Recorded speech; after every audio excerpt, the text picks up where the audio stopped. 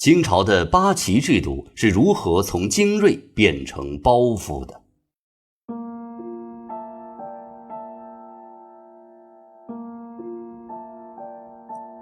提起清朝的军队，许多人第一个想到的就是八旗。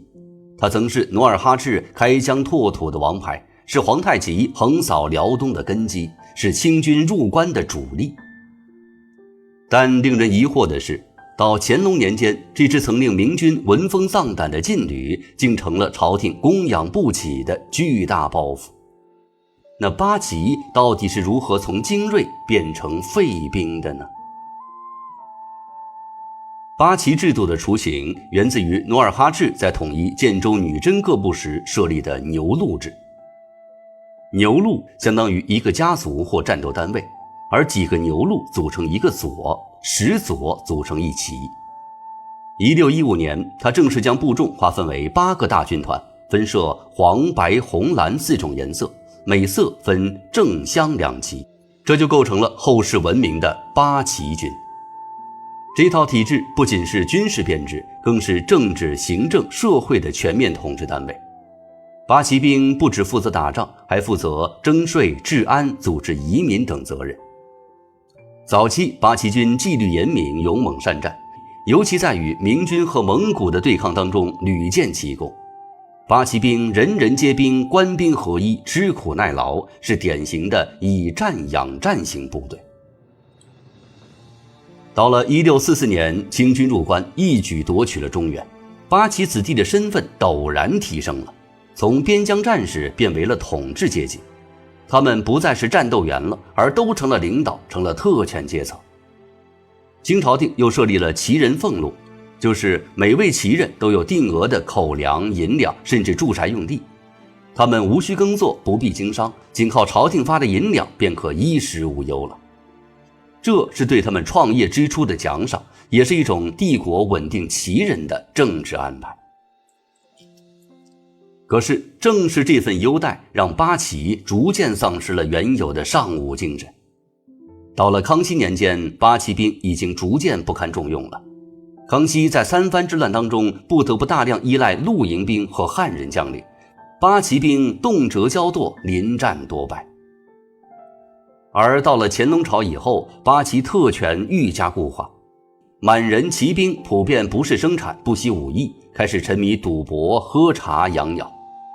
为了维持庞大的八旗体系，国家财政每年要拿出巨额银两专供旗饷。根据史料记载，到了乾隆中期，仅仅是京师3旗的旗人供养就占掉了财政的1/6。而与此同时，这些被供养的人连守卫皇宫都显得软弱无力。到了乾隆后期，一些重要的战役，比如大小金川、林爽文之乱，清军再三招调八旗兵，却屡战屡败，甚至出现了临阵脱逃之势。此时的清朝开始大量的依赖汉军和湘淮两地的地方军团。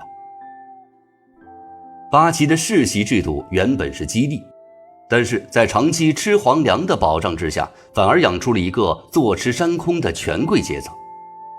旗人子弟可世袭为兵，不需考核，也不需训练，只要你生在旗营里，就能安享俸禄。甚至还出现了旗人借名为非旗人谋取身份和待遇的腐败行为。雍正曾痛批八旗兵身不披甲，心无战志，但即便是皇帝着急，也难以扭转整个体制的惯性了。八旗成立一个封闭的、懒惰的、将死的体系。进入19世纪，西方列强入侵，中国战乱频繁。道光年间的第一次鸦片战争，咸丰年间的太平天国起义，八旗兵几乎全军覆没，不堪大用。更耻辱的是，英法联军攻入北京的时候，京师3旗竟无法组织像样的抵抗。清朝廷不得不依靠曾国藩的湘军、李鸿章的淮军，这些民间武装迅速成为新兴的军事支柱，也象征着八旗的军事终结。而财政上养不起的八旗更成为国家沉重的负担。到光绪年间，旗饷早已拖欠数年，许多旗人变卖祖产，甚至沦为乞丐。八旗已经从帝国的中流砥柱沦为帝国的沉重包袱。一部八旗史是清朝从兴盛走向衰败的缩影，而历史也告诫我们，任何组织一旦脱离竞争，失去自我革新，就会由荣转衰，再辉煌的制度也抵挡不住时代的脚步。